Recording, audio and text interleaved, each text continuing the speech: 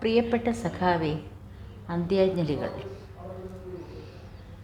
കേരളത്തിലെ പാവപ്പെട്ട മനുഷ്യരെ ഉന്നതിയിലേക്ക് ഉയർത്തുകയും ആലപ്പുഴയുടെ അഭിമാനമായി തീരുകയും ചെയ്ത, പിന്നീട് പടിപ്പടിയായി നമ്മുടെ മുഖ്യമന്ത്രിയായി മാറിയ അച്യുതാനന്ദൻ സഖാവേ, അവിടുത്തെ മരണവാർത്ത അറിഞ്ഞപ്പോൾ എങ്ങനെയാണ് പ്രതികരിക്കേണ്ടത് എന്നതറിയില്ല.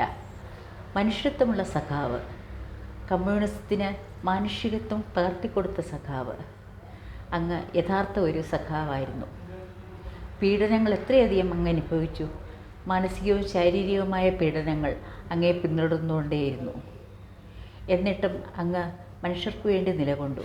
എൻഡോസൾഫാൻ ദുരന്തത്തിൽ, ആ സമരത്തിലൊക്കെ അങ്ങ് കൊടുത്ത സപ്പോർട്ട് എൻഡോസൾഫാൻ നിരോധിക്കുന്നതിന് കാരണമായി. അങ്ങ് ചെയ്ത നല്ല കാര്യങ്ങൾ എടുത്തു പറയാതിരിക്കാൻ പറ്റില്ല. വളരെയധികം മനുഷ്യസ്നേഹിയായ ഒരു കമ്മ്യൂണിസ്റ്റ് നേതാവായിരുന്നു അദ്ദേഹം രാഷ്ട്രീയം വിട്ടതോടെ ഞങ്ങളിൽ പലരും പിന്നെ കമ്മ്യൂണിസ്റ്റ് പാർട്ടിയിലേക്ക് തിരിഞ്ഞു നോക്കേണ്ടതായിട്ട് വന്നിട്ടില്ല. സഖാവെ, എങ്ങനെയാണ് ഈ വേദന പറഞ്ഞറിയിക്കുക? ഞങ്ങളുടെ ഉള്ളിലുള്ള കമ്മ്യൂണിസവും തകർന്നു പോയതുപോലെ തോന്നുന്നു. പ്രിയപ്പെട്ട സഖാവെ, അങ്ങേക്ക് എങ്ങനെയാണ് അന്ത്യാഞ്ജലികളെ അർപ്പിക്കേണ്ടത് എന്നത് പോലും ഞങ്ങൾക്കറിയില്ല. കണ്ണീരിൽ കുതിരാൻ പാടില്ല, കാരണം അങ്ങ് ധീര സഖാവാണ്. അങ്ങേക്കൊരു ബിഗ് സല്യൂട്ട്.